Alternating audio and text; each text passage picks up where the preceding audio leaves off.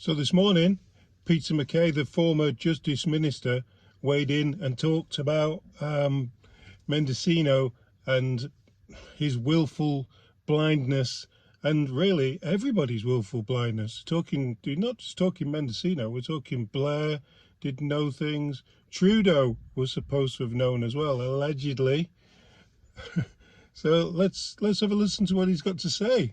Yeah, it makes no sense politically, from a public confidence point of view, from a legal point of view. Why on earth would you choose, as you said, to be willfully blind or to simply sit on this particular information? You know, it's reminiscent of the scenario, and I don't want to draw too fine a bow here, but, you know, the Prime Minister gets briefed in the presence of staff, presumably his chief, Katie Telford, Gerald Butts, whoever, about Chinese interference.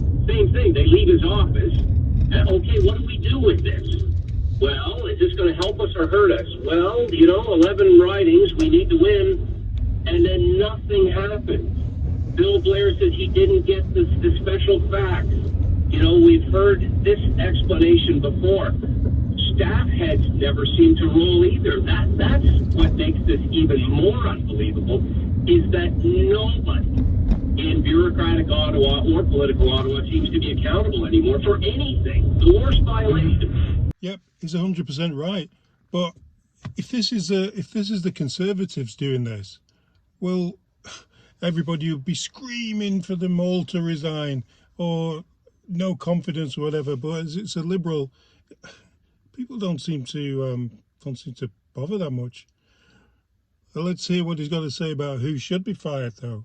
Well, that's right. It's accumulation now of errors, of omissions, of deniability, and it does set a dangerous precedent. I mean, goodness, I can remember being part of a government where a minister resigned over a $14 bottle of orange juice. And so I come back to this point of how do we restore public confidence if ministerial responsibility doesn't exist? It seems to have gone by the wayside.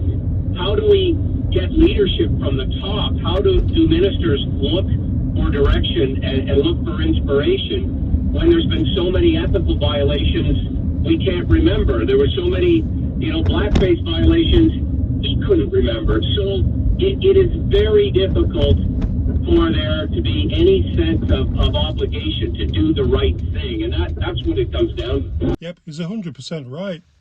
Like, you've got to take responsibility when it's your job.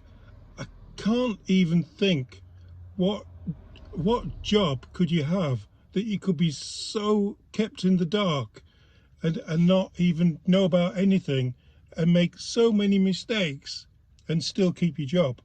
What can you guys think of any job where you can just get away with keeping your job for making so many mistakes and for not actually doing your job?